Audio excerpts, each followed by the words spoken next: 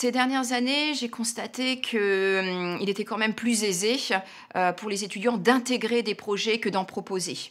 Et les projets les plus réussis et aussi bien du côté des enseignants que des élèves sont souvent les plus simples et des projets d'échange de cartes, que ce soit des cartes à Noël, que ce soit des cartes de Pâques, pour créer du lien entre les enfants qui s'envoient des petits cadeaux, qui s'envoient des cartes dans différentes langues. Et c'est vrai que j'ai le souvenir d'une étudiante qui communiquait une année avec 35 écoles, alors pas 35 pays, mais 35 écoles, et les enfants, à chaque fois qu'une carte en anglais ou en espagnol ou en ukrainien ou en allemand arrivait à l'école, voilà, leurs yeux petillaient, et donc je pense que c'est une grande réussite. Alors, il y a plusieurs projets que j'ai beaucoup aimés. Il y a, juste avant le Covid et avant la nouvelle réforme de la maquette, on travaillait sur un projet polyvalence qui alliait à la fois anglais et développement durable. Sachant que le développement durable peut avoir un aspect scientifique, mais un aspect éthique, voilà, l'école, l'éducation, l'égalité des sexes, etc. Donc on avait des sujets très variés.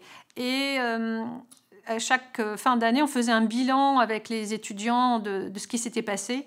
Et les choses remarquables qui m'ont marqué sont que, par exemple, des parents qu'on ne voyait pas sont venus à l'école pour aider à creuser un jardin, construire un hôtel à insectes.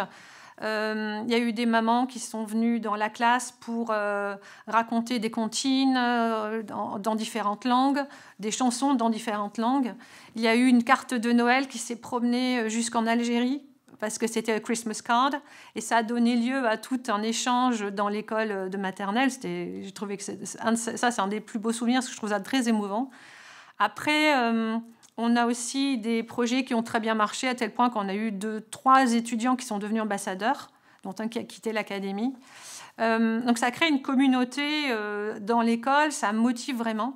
Et le tout dernier projet dont je suis assez contente est celui qu'on a proposé cette année, qui s'appelle Qualified Teachers of the Future, et qui réunit des collègues turcs, italiennes et un collègue américain, mais à Stuttgart. Et ce projet-là, il va pouvoir, on l'espère, aboutir sur une mobilité hybride Erasmus. Donc on en est assez contente. On l'a présenté dans plusieurs des séminaires en ligne et ailleurs.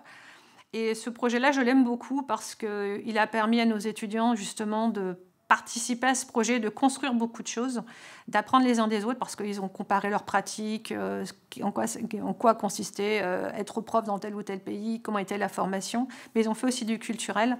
Et donc c'est un projet que j'aime beaucoup. C'est le plus récent.